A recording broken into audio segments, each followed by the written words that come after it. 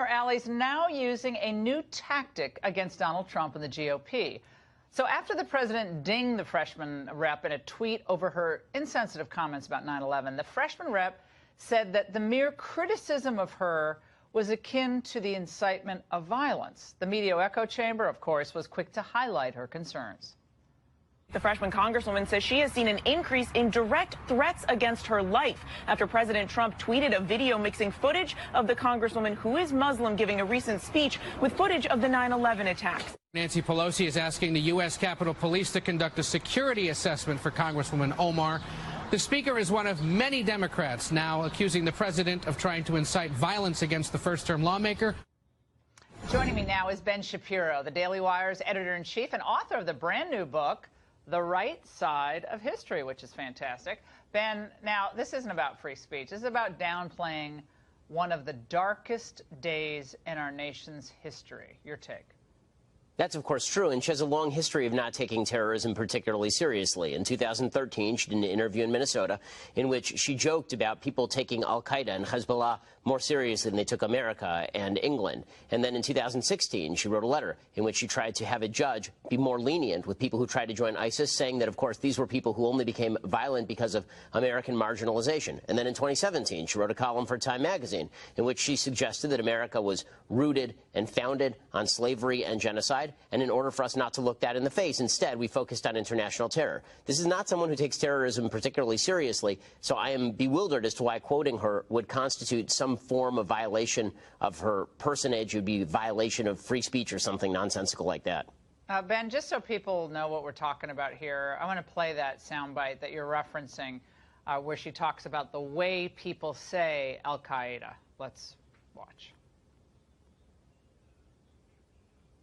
I think When I was in college, I took a terrorism class. Every time the professor said Al-Qaeda, he sort of like his shoulders went up, and yeah, he's in command here. Al-Qaeda, Hezbollah. You don't say America with an intensity. You don't say England with an intensity. You don't say the army with an intensity. Well, and Ben, Pete Buttigieg, we talked about him earlier. He's the new star of the Democrat Party. He's edged out Beto O'Rourke, and now he's taken that spot in the spotlight. He talked today about the consequences of otherizing people like her. I thought you'd love this. Let's watch.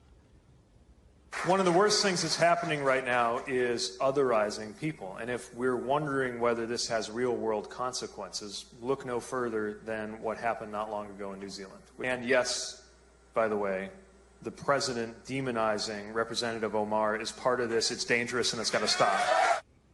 Otherizing, Ben. Well, very odd, since Representative Omar has 3 times in the last 3 months been chided for openly anti-Semitic statements, and then the Democratic Party has defended her. I'm amused to watch as the Democratic Party suggests that criticism and quoting of Ilhan Omar amounts to violent incitement, where Representative Omar can say whatever Jew-hating thing she wants on a daily basis, and that is not incitement. Now, I agree, it's not incitement in either case, but to pretend that it is incitement when it's stuff you don't like, and it's not incitement when it's stuff that you do, seems pretty irresponsible at the mildest. The Patriots. Broadcasting news is our pleasure. Please do remember to like, share, and subscribe. Feel free to drop your comment in the comment box. Don't forget click the subscribe icon. Democrats have been circulating an exchange between Ted Lieu and Robert Mueller this morning as if it were the smoking gun they needed to start impeachment hearings. According to Representative Lieu, the reason again that you did not indict Donald Trump is because of the OLC opinion stating that you cannot indict a sitting president. Correct. This is the holy grail of what Democrats have pinned their hopes to this morning, because it sounds like Trump was guilty of obstruction yet was only protected from indictment by the DOJ's OLC opinion. But Mueller made a point to clarify his testimony in the second hearing with the Intelligence Committee, dashing their hopes to smithereens. Mueller makes clear that his team never even established whether or not Trump committed a crime because of the OLC opinion. There were no charges and indictment because there was no crime. In fact, this was why AG Barr and Deputy AG Rosenstein stepped in to make the determination of Trump's guilt or innocence with respect to obstruction of justice, and they found that Trump did not obstruct justice. All this was hashed out earlier this year, and I'm glad Mueller clarified his testimony.